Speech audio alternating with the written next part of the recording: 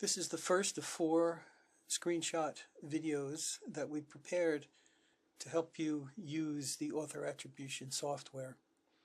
This is a 4-step process, and the first one will deal with how to create author files.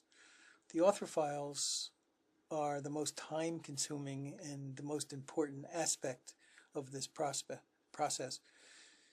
If you're trying to identify, for example, mid-19th century fiction essay or short story, and you want to know who the real author is since a pseudonym was used, for example, you would need author files that dealt with as many mid-19th century fiction writers as you can find by geography, place that it was written if known, country at least, who could have written this. So the more the merrier. You need, it would be nice to have 10 possible authors to work from. I have a author base of over 40, close to 50 authors, but I use, that could be separated by country where things were written, and other factors like politics.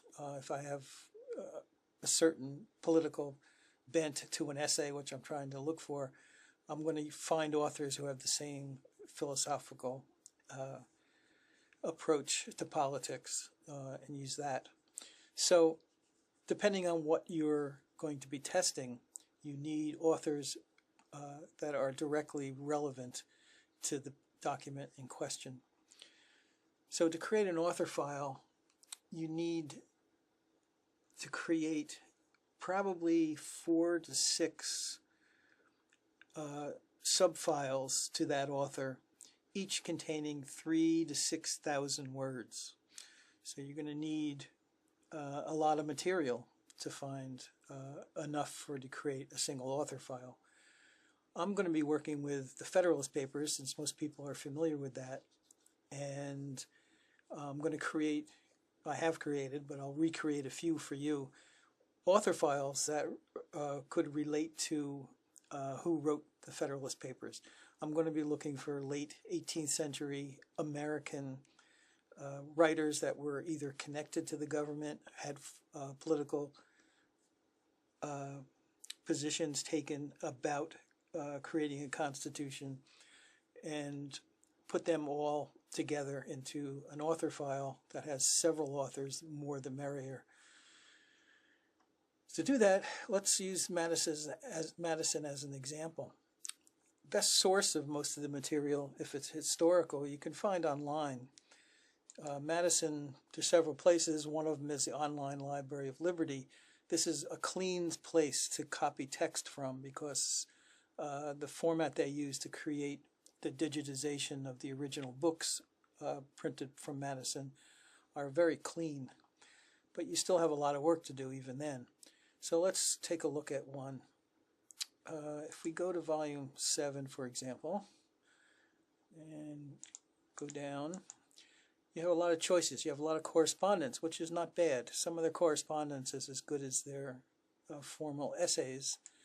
I'm going to start with an article that he wrote. Let's say the examination of the British Doctrine. And here it is in text format, which can be copied and pasted onto a Word document. So to do that, I'm going to take approximately 3,000 words out of this, or the whole thing if needed, but I'm not going to spend that time. Let me just take the first few short paragraphs and put it onto a Word document. Let's take this off for a minute. Now, I lost the first letter, put that back. There's a couple of things to do on here, but basically it's clean. So let's look at the points on how to clean a document for use. There's 6 things to keep in mind while you're preparing text for an author file, as well as when you create text of the document that you're going to be testing. First is you should work in Word, and you'll see this. There's a button on the top of Word, like a backwards P, that if you press on it, there are indications of paragraph where paragraphs were created. In other words, at the end of a line, you hit the enter button to go to the next line. That's a legitimate paragraph. If there was a paragraph button in the middle of a sentence, however, that's an extraneous one. And none of these have that. This is a legitimate place for a paragraph. By using Word, you can pick them out. So that's the paragraph button. First reason. The second reason is it'll indicate some extraneous spacing, usually with a blue line. So if you typed in created equal space semicolon, which by the way, a lot of the text you copy will have mistakes like this, and Word will highlight it for you, as opposed to created equal colon without any space. So that's the next thing to look for, and that's something Word will help you with. Also, Word will give you a red underline of a word they think is misspelled. Misspellings in terms of the age that the document was written in, you should keep the original spellings because you're comparing it to other authors which would have similar original spellings. You don't want to change it to modern spellings, and often the computer will, Word in particular, will automatically change that to the rightful spelling, which you don't want to do, so you have to be conscious of that as well. You need to delete quotes from other authors. If there's a long quote inside a text, like for example, if Madison is quoting someone else, Thomas Paine or George Washington in an argument in the text you're copying, you don't want the style features of another author in your text for Madison, so you would delete those quotes. Also, spacing before and after a dash is important. A lot of authors use dashes 100, 200 years ago if you're testing old documents. Here's an example. On the hill, dash, not on the path. This, without leaving spaces around the dash, that's wrong. The computer will read hill not as a single word hyphenated, and we don't want that. So you need to put spaces on either side of the dash to read on the hill, space, dash, space, not on the path to indicate that. And lastly, save your finished product for this in plain text. So let's see how this operates. I had copied the first section of an essay by Madison, and there's a few things you need to correct on these. First of all, there's indications of footnotes.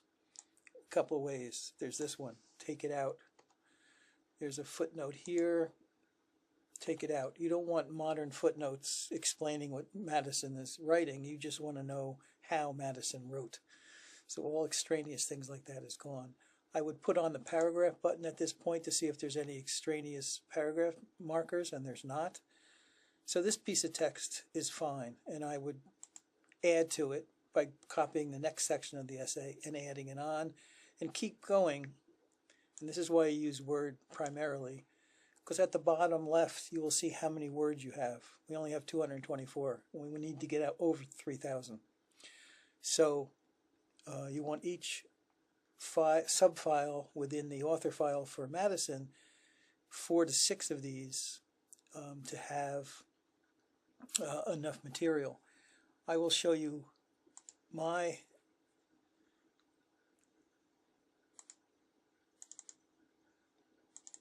these are my author files, and Madison, for example, on my file that I've already created, you'll see has actually 7. I took his main work, his opus, and broke it up into 4 pieces to have enough text, and I have some correspondence, and I have another essay written, and more correspondence, official correspondence, which were a little bit lengthier and detailed. This gives me an excellent series of documents to compare the new testing document to see if it's Madison or not. So that's the process. Also note that I'm saving all my authors under one file name, all authors. You can call it whatever you want, but every time you finish an author file, creating 4 to 6, 3 to 6,000 word subfiles within it. Here's Morris, for example. There are 6 of them there, etc. And then save that file all under one heading. And you'll see that why we do that when we do the next step, which is generating a package of authors to use.